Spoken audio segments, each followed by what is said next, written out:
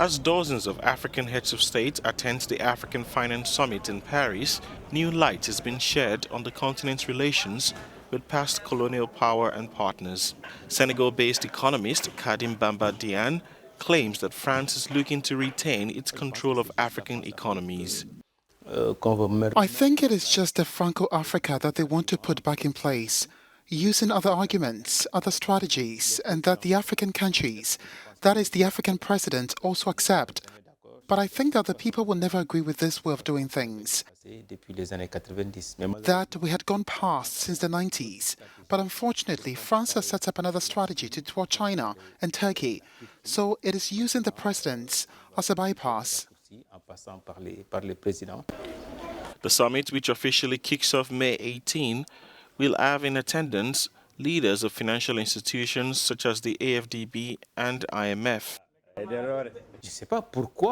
don't know why people think that it's France that has to solve the financial problem.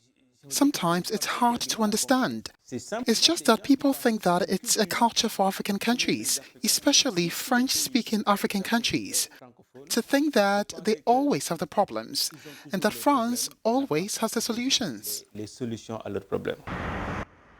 The summit is expected to focus on reviewing the African economy following shocks from the COVID-19 pandemic and getting relief, especially from increased debt burden on countries.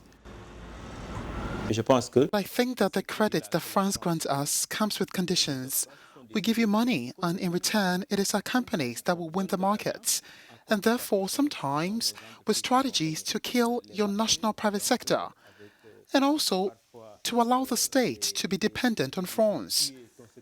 Because if you owe money to France, you depend on France, and continuously we then exploit, in a very intelligent way, the African countries at the expense of the local private sector.